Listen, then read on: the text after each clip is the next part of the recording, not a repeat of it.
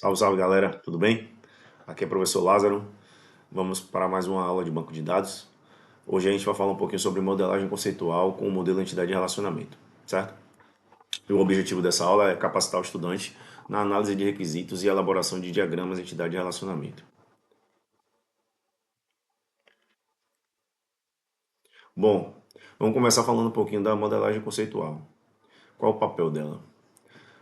Ou melhor, vamos começar falando o que é a modelagem conceitual. A gente pode definir a modelagem conceitual como uma etapa do projeto onde se cria uma descrição estável e abstrata dos dados, independente de hardware ou SGBD específico.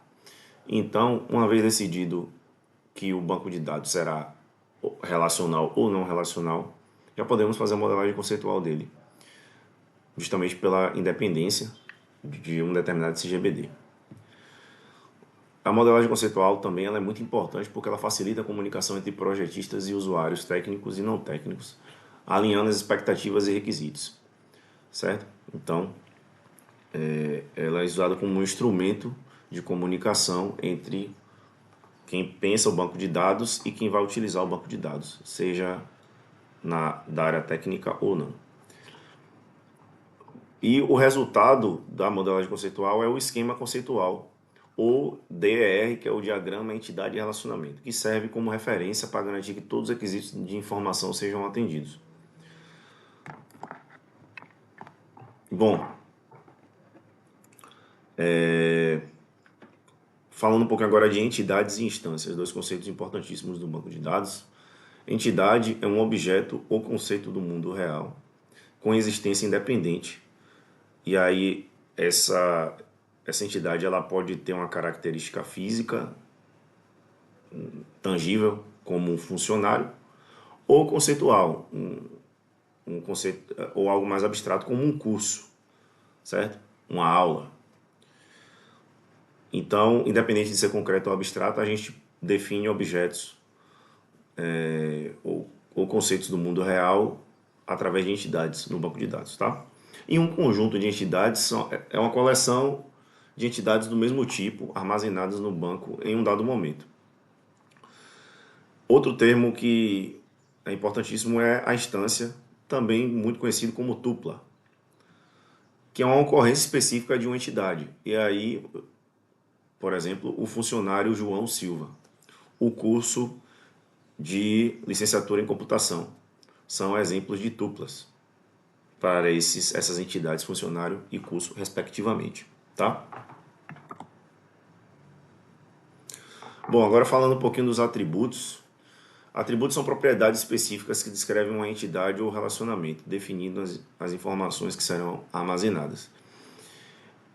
Então, toda entidade ela precisa ser caracterizada, ela precisa ser definida em termos de propriedades, o que é que essa entidade tem.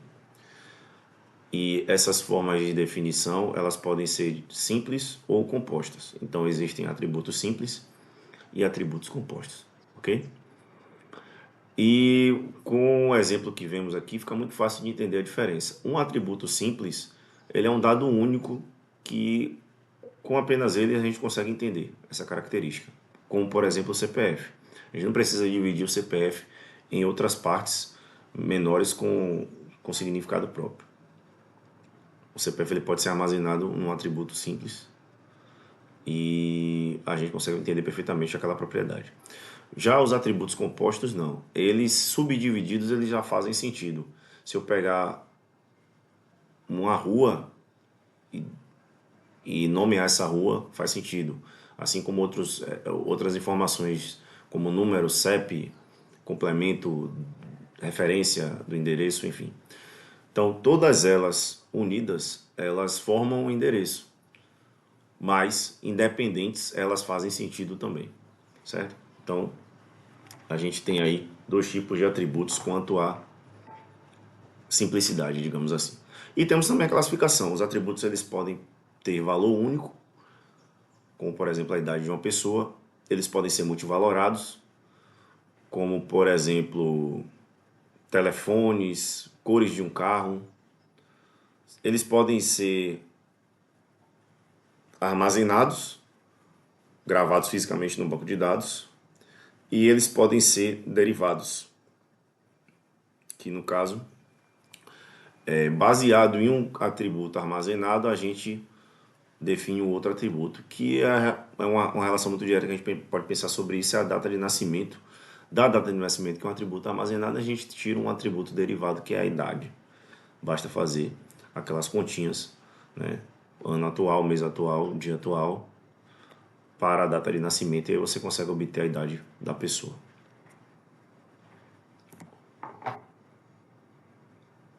Bom, falando um pouquinho agora sobre os identificadores, né? Que são o quê? São os atributos-chave. A função desses atributos é definir, como o próprio nome sugere, né? Dar uma característica de unicidade, tornar aquele dado único, certo?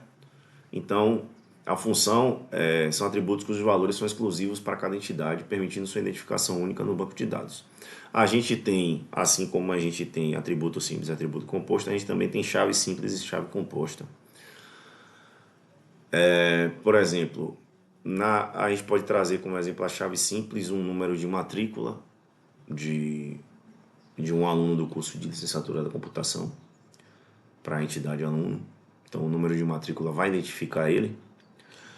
E uma chave composta, um exemplo, é um veículo que ele pode ser identificado pela placa e pelo estado, certo? Pode acontecer no contexto de existirem dois veículos com a mesma placa em determinado lugar, só que pelo estado, com estados diferentes, a gente consegue definir qual é qual, né?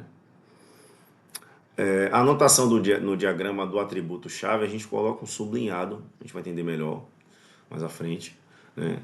No diagrama entidade de relacionamento. Então, todos os atributos vão estar listados ali, um a um. O atributo chave, o identificador, a gente faz um sublinhadozinho embaixo para diferenciar ele, para visualmente quem está lidando com aquele diagrama já entender qual é a chave daquela entidade.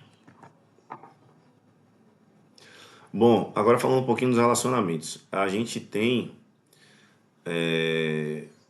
as entidades, elas se relacionam entre si. Então a gente pode ter associações entre duas ou mais entidades, tá? Por exemplo, se eu tenho entidade funcionária e tenho entidade de departamento, a gente pode fazer uma associação dizendo que funcionário trabalha para um departamento, certo?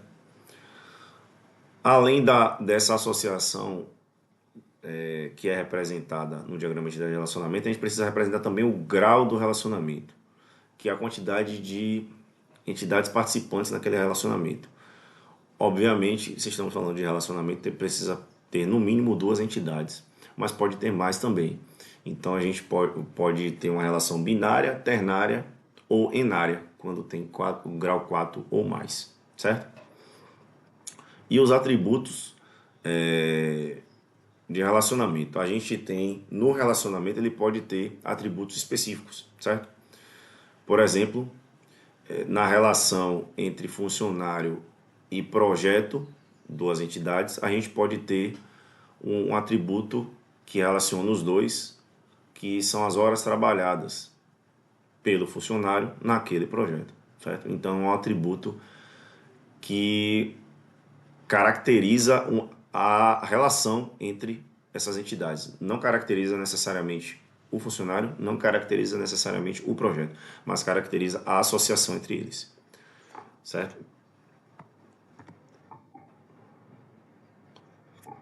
Bom, e aí a gente tem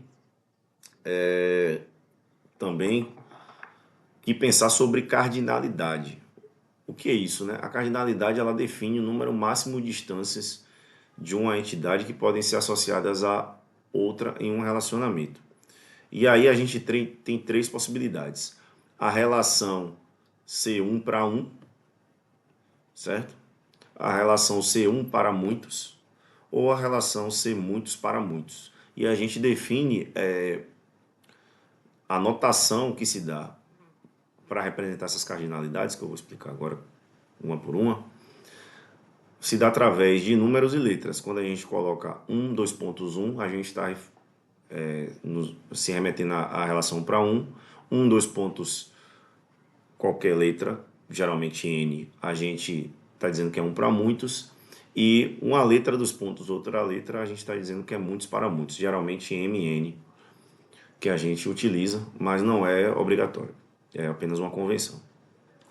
Bom, um exemplo de uma relação 1 para 1. Um funcionário gerencia no máximo um departamento e um departamento tem no máximo um gerente. Observem que a relação aí é de ida e volta, né? O número máximo de funcionários gerenciando um departamento é 1 e um número máximo de gerentes que um departamento tem é 1 também, certo? Então a gente tem a relação 1 para 1. Um exemplo de relação para muitos é um departamento possui vários funcionários, mas cada funcionário pertence a apenas um departamento. Observem que foi pensado também no aspecto de ida e volta, né? Nessa relação, assim como na relação muitos para muitos, a gente pode trazer o exemplo de um funcionário que trabalha em vários projetos e um projeto tem vários funcionários associados. No aspecto tanto do funcionário para o projeto, a gente tem muitos, e do projeto para os funcionários, a gente também tem muitos, certo?